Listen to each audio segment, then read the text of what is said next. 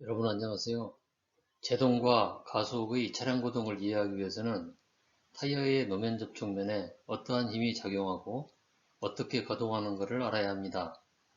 정하중과 동하중에 대해서 5편의 비디오를 제작할 예정인데 이번 비디오에서는 정하중 상태에서 타이어의 접촉면에 대한 어떠한 하중이 작용하는지를 알아보겠습니다. 이번 비디오의 내용은 퀴즈, 그 다음에 레이디얼과 바이어스 타이어의 복습, 응력 분포와 타이어 반경, 결론 순으로 진행을 하도록 하겠습니다. 이번에도 여러분을 위해서 퀴즈를 준비했습니다.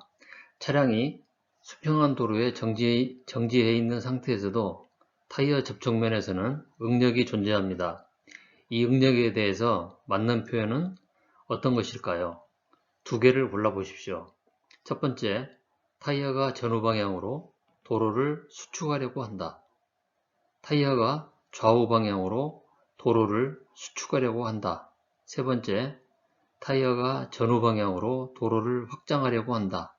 네 번째, 타이어가 좌우 방향으로 도로를 확장하려고 한다.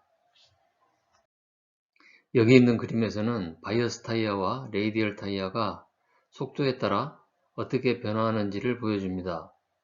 레이디얼 타이어에서는 높은 강성의 벨트가 원주 방향으로 장착되어 있기 때문에 타이어의 압력이 커지고 차량 속도가 증가하여 구심력이 커지더라도 차량 반경이 늘어나기는 어렵습니다. 바이어스 타이어에서는 높은 강성의 벨트가 원주 방향으로 없어서 타이어 압력이 커지고 차량 속도가 증가하여 구심력이 커지게 되면 차량 반경이 원주 방향으로 늘어나기가 쉽게 되겠습니다. 레이디얼 타이어는 보이는 바와 같이 빨강, 녹색, 노랑 등으로 표시된 높은 강성의 벨트가 있고 바이어스 타이어에서는 이들 벨트가 없습니다. 따라서 레이디얼 타이어는 원주 방향으로 팽창이 구속이 되기 때문에 동반경이 바이어스 타이어만큼 쉽게 늘어나지를 못합니다. 차량의 정적 거동을 이해하기 위해서는 먼저 응력의 기본 컨셉을 알아야 합니다. 응력을 처음 접하는 분을 위해서 간단히 설명을 드리도록 하겠습니다. 응력은 압력의 단위를 갖고 있으며 힘을 면적으로 나눈 값으로 정확한 단위는 힘의 단위인 뉴턴을 미터 제곱으로 나눈 값이 되겠습니다. 그림과 같이 타이어의 노면 접촉면에 있는 노란색으로 표시된 아주 작은 타이어 요소에 대해서 어떤 힘이 있는지를 알아보겠습니다. 실제로 노란 정육면체의 요소는 아주 작아서 역학에서는 무한히 작은 한 점으로 취급됩니다. 이 정육면체에는 그림에 나타난 바와 같이 모두 6개의 응력이 존재할 수가 있으며 이들 미소 정육면체들이 받는 모든 능력을 합치면 결국은 타이어가 받는 힘이 되겠습니다. 이전 슬라이드에서 설명드린 바와 같이 응력은 압력의 단위를 갖고 있으며 뉴턴을 미터 제곱으로 나눈 단위값입니다. 응력은 그림에서 보여준 바와 같이 3개의 글자로 표현을 합니다. 첫 번째 빨간색으로 표시된 글자는 수직 응력이냐 전단 응력이냐 하는 응력의 종류를 나타냅니다.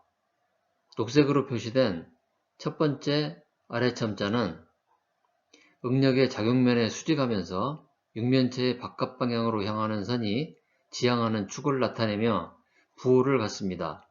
자주색으로 표시된 두 번째 아래첨자는 응력이 향하는 방향의 축을 나타내며 마찬가지로 부호를 갖습니다. 녹색과 자주색으로 표시된 첨자의 부호는 좌표축의 정방향과 일치하면 플러스이고 반대 방향과 일치하면 마이너스가 됩니다. 수직 응력은 인장인 경우에는 플러스이고 압축인 경우에는 마이너스입니다. 전단 능력의 경우에는 약간 복잡합니다. 이 경우에는 첫 번째 첨자와 두 번째 첨자의 부호가 같으면 플러스이고, 부호가 서로 다르면 마이너스 값을 갖게 됩니다. 이것은 두 개의 수를 곱하는 경우와 같은 법칙을 따르게 되며 그림에 표시된 것과 같은 이런 표와 같은 결과를 얻게 됩니다. 타이어의 노면 접촉면에 발생하는 응력을 알아보기 위해서 수평한 도로에 정차되어 있는 차량을 생각해 봅시다.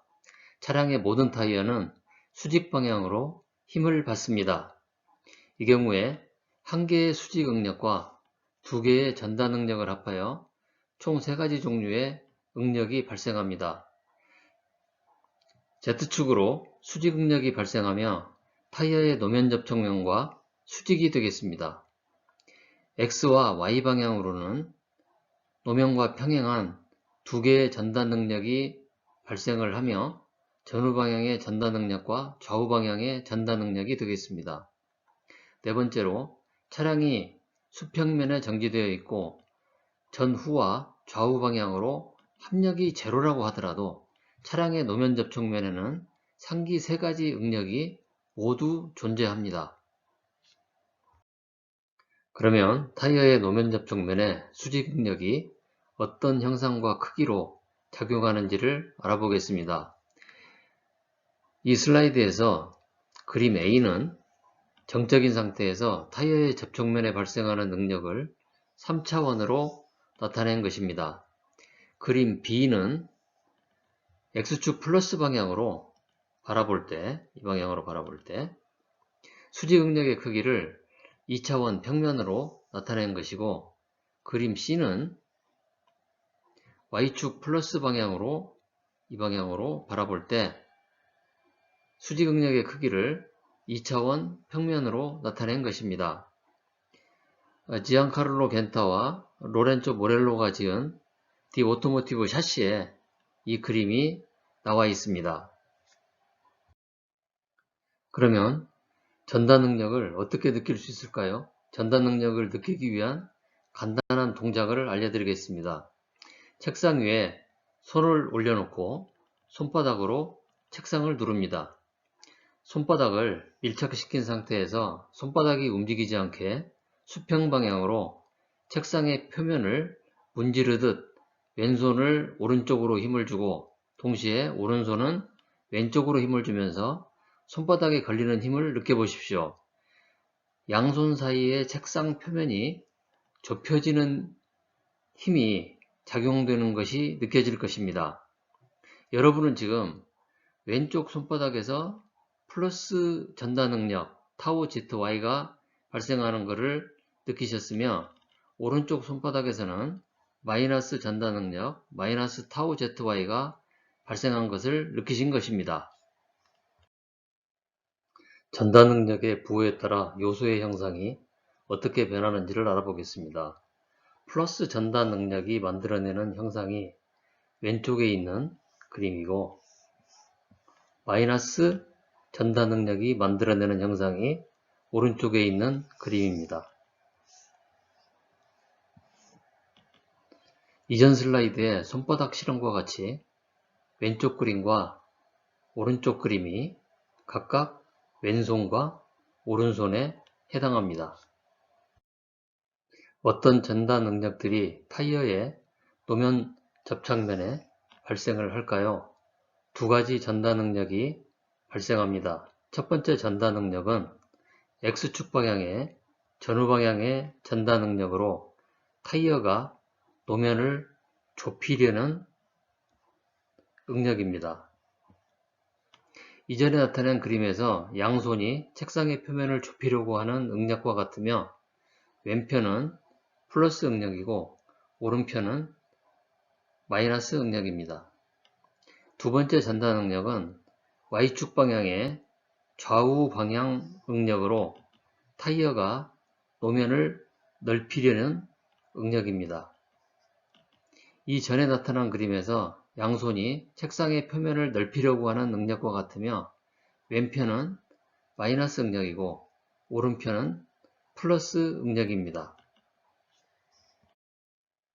그러면 퀴즈에 대한 답을 맞춰보겠습니다. 차량이 수평한 도로에 정지해 있는 상태에서도 차량 타이어의 접촉면에는 응력이 존재합니다.